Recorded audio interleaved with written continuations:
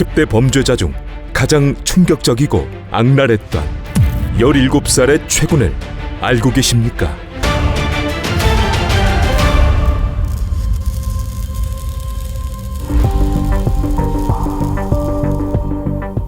(2016년) 전라남도 영암군의 한 마을. 당시 고등학교 2학년생이던 최군이 심각한 얼굴로 노트에 뭔가를 적고 있는데, 무려 7권이나 되는 노트에는 도저히 이해하기 힘든 내용들이 가득했다. 그 노트에는 현재 가진 돈, 지폐 5,000원, 동전 2,000원. 우선 시급한 건 돈이다. 현재 목표는 일본으로 건너가는 것. 10대, 20대 여자들을 추격해 단독주택을 알고 새벽에 침투해서 여자와 가족들을 모두 숨지게 한다. 그리고 여자에게 몹쓸 짓을 한 뒤 줄로 묶어서 돈을 얻어낸다 라는 충격적인 내용들이 적혀져 있었다. 이 외에도 노트에는 범행 후 현장을 정리하는 방법, 일본으로 건너가는 방법, 범행을 위해 매일 하는 체력 단련법 등이 적혀져 있었다. 평소 최군이 가정 형편에 불만이 많았다고는 하나, 그럼에도 그 노트는 17살 학생이 적었다고 하기는 믿기 힘든 그야말로 최군 자신만의 살인 노트였는데, 사건은 이때부터 시작되었다. 그렇게 망상에 젖어 살던 최군은 2016년 6월 27일 오전 5시경 과도와 스패너 등을 범행 도구로 챙긴 뒤 학교에 간다며 집을 나와 버스를 타고 오전 9시경 광주광역시 고속버스 터미널에 도착하게 된다. 그런데 돈 한 푼 없이 집을 나온 최군은 생활비를 마련할 목적으로 자신이 노트에 적은 범행을 실행에 옮기려 했고, 한참 동안 거리를 헤매다 오후 7시경 귀가 중이던 14세의 한 여학생과 눈이 마주치게 된다. 그리고는 2km 정도 뒤를 쫓아 그 여학생이 광주광역시 서구의 한 아파트 4층에 산다는 것을 알게 되었고, 이후 밤 10시까지 그 집을 몰래 지켜본 최군은 쓰레기를 버리러 나온 여학생의 어머니 50대 서 씨를 본 후 그녀를 범행 대상으로 정하게 된다. 이후 최군은 아파트 옥상층으로 올라가 하룻밤을 보냈고, 다음 날인 6월 28일 오전 6시경 아파트 4층으로 내려가서 4시간 동안이나 범행 기회를 엿보게 된다. 그러던 오전 10시경 남편과 자녀들이 집에서 나오자 최군은 5층으로 올라가 비어있는 택배 박스를 들고 와서 그 집의 초인종을 누른 뒤 택배가 왔다며 문을 열게 했다. 직후 50대 주부 서 씨가 문을 열자 최군은 그대로 집 안으로 밀고 들어가서 미리 준비한 과도 등으로 서 씨의 목과 등 부위를 10차례나 공격해버렸는데, 그렇게 아무 죄 없는 50대 주부 서 씨는 아무런 이유 없이 처음 본 17살 최군의 악행으로 쓰러져야 했다. 그리고 최군은 서 씨의 숨이 끊어졌음에도 범행을 확실히 하기 위해 쓰러진 그녀를 화장실로 끌고 갔고, 주방에서 도구를 가져온 뒤 10차례나 더 공격해버렸다. 이후 범행을 저지른 최군은 1시간이 지난 11시경까지 집안에서 머물며 서 씨의 휴대전화로 남편에게 이와 같은 메시지를 2차례나 보내며 남편의 귀가 시간을 파악하기도 했다. 그리고는 서 씨의 지갑에서 현금 20,000원과 5,000원권 문화상품권 2장, 그리고 신용카드를 꺼냈고 방에 있던 노트북을 챙긴 뒤 최군은 사라져버렸다. 한편 사건 발생 5시간 정도가 지난 오후 4시경 귀가한 딸은 처참한 집안의 상황을 보고 난 뒤 급히 신고했다.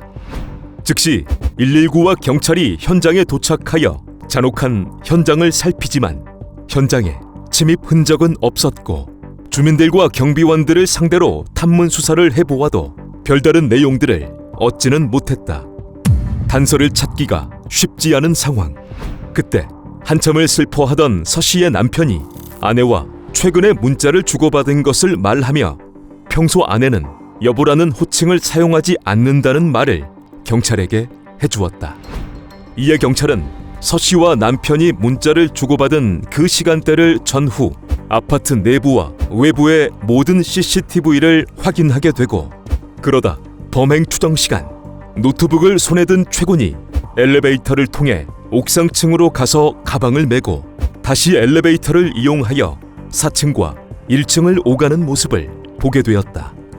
이를 본 경찰은 곧바로 옥상으로 향하게 되고, 그곳에서 빈 콜라캔을 발견하고는 다시 CCTV를 보게 되는데, 이때 경찰은 사건 전날인 6월 27일 밤 9시경 최군이 캔콜라를 사서 엘리베이터를 타고 옥상으로 가는 것을 보게 되었다.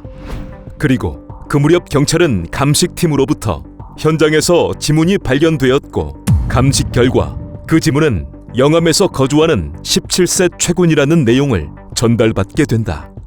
최군이 범인인 것이 확실해졌으니 이제는 잡기만 하면 되는 상황. 즉시 최군의 뒤를 쫓던 경찰은 가출 신고가 되었다는 것과 수사가 이어지는 중 집에 귀가하지 않았다는 것을 알게 되었고, 휴대폰을 통해 최군의 위치를 파악하려 했으나 휴대폰은 꺼져 있었는데, 대체 최군은 어디로 가버린 것일까? 범행 직후 최군은 광주에서 부산으로 이동했는데, 이유는 노트에 적혀진 대로 일본으로 도망치려 한 것이었다. 사건 당일인 6월 28일 오후 4시경 부산에 온 최군은 광안리에서 피해자 서 씨의 카드로 햄버거, 새우탕 큰 사발 라면 등을 처먹고 5시경 역시 피해자인 서 씨의 카드로 택시를 타고 부산 국제여객터미널로 이동했다.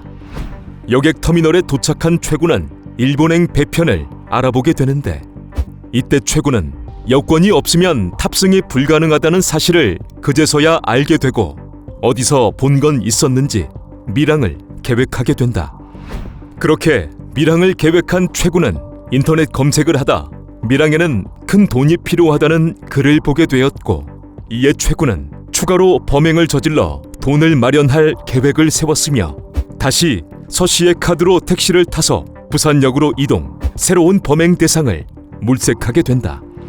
한편 최군이 이렇듯 어이없는 행동을 하는 동안 피해자 서 씨의 카드 사용 내역을 조회한 경찰은 즉시 부산으로 향했고, 부산 경찰과 공조하며 수사를 이어갔다. 경찰들은 최군이 갈 만한 부산역 인근의 PC방 등을 뒤지다 사건 발생 21시간 만인 6월 29일 오후 2시경 부산역 인근 거리에서 새로운 범행 대상을 물색하던 최군을 붙잡게 된다. 그렇게 붙잡힌 최군은 잡히자마자 경찰에게 순순히 범행 사실을 자백했는데, 막대먹은 17살의 최군, 대체 왜 그랬을까? 최군은 경찰 조사에서 집을 나온 뒤 돈이 필요해서 거리를 헤매는데 한 여학생과 눈이 마주쳐서 뒤를 쫓아갔다. 애초에는 가족 모두를 없애버리고 돈을 훔치려 했지만 한 번에 가족을 상대하기가 힘들 것 같아서 서 씨 혼자 남았을 때를 기다렸다가 범행을 저질렀음을 진술했다. 이 말을 종합해보면 돈이 없는 상태에서 길을 가다 어느 여학생과 눈이 마주쳐서 범행을 저질렀다는 것인데, 17살의 최군, 과연 재판 결과는 어땠을까? 2017년 열린 소년 재판. 재판에서 최군의 어머니는 선처를 호소했고, 결국 최군은 징역 18년이라는 짧은 형을 선고받았는데, 17살에 징역 18년을 선고받았으니 최군은 30대 중반의 나이에 출소할 예정이다.